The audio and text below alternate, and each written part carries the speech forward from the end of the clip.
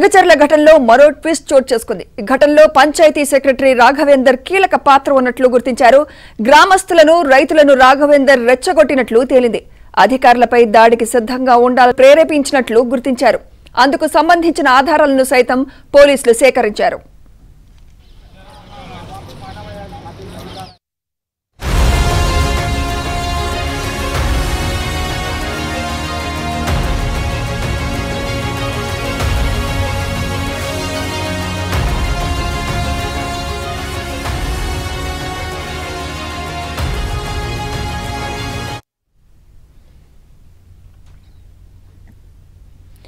లగచర్ల ఘటనలో మరో ట్విస్ట్. ఘటనలో పంచాయతీ సెక్రటరీ రాఘవేందర్ కీలక పాత్ర ఉన్నట్లు గుర్తించారు. గ్రామస్తులను, రైతులను రాఘవేందర్ రెచ్చగొట్టినట్లు తేలింది. అధికారులపై దాడికి సిద్ధంగా ఉండాలని రైతులను ప్రేరేపించినట్లు గుర్తించారు. అందుకు సంబంధించిన ఆధారాలను సైతం పోలీసులు సేకరించారు. ఇదే అంశంపై మరింత సమాచారం మా క్రైమ్ కరెస్పాండెంట్ ప్రవీణ్ అందిస్తారు. ప్రవీణ్, లగచర్ల ఘటన ప్రీ ప్లాన్డ్ గానే జరిగినట్లు తెలుస్తోంది. పూర్తి డీటెయిల్స్ తెలియచేయండి ప్రవీణ్.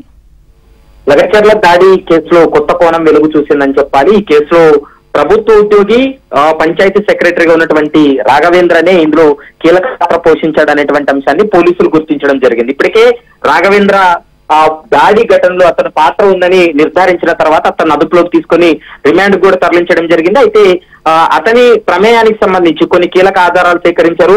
వికారాబాద్ జిల్లా దౌలతాబాద్ మండలం సంగాయపల్లి విలేజ్ సెక్రటరీగా పనిచేస్తున్నటువంటి రాఘవేంద్ర లగచర్ల గ్రామానికి చెందినటువంటి చాలా మంది అక్కడ పబ్లిక్ ను వాళ్ళందరినీ కూడా అధికారుల పైన దాడి చేసే విధంగా వాళ్ళందరికీ కూడా ఒక ప్రీ ప్లాన్డ్ గానే వారందరికీ చెప్పడం జరిగింది.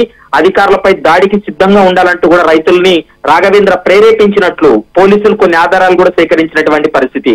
మరోవైపు గ్రామస్తులను, రైతులను రెచ్చగొట్టే విధంగా తను కొన్ని వాళ్ళకి చెప్పడం, తర్వాత అంటే ప్రభుత్వానికి మీరు ల్యాండ్ ఇచ్చినట్లయితే ఖచ్చితంగా మీరు రోడ్డున పడతారంటూ కూడా ఒక ప్రభుత్వ ఉద్యోగి అయి ఉండి మరోవైపు విలేజ్ సెక్రటరీగా పనిచేస్తూ కూడా ప్రభుత్వానికి వ్యతిరేకంగా పనిచేసినట్లు గుర్తించడం జరిగింది. దీంతో అతని జ్యుడిషియల్ రిమాండ్ కూడా తరలించారు.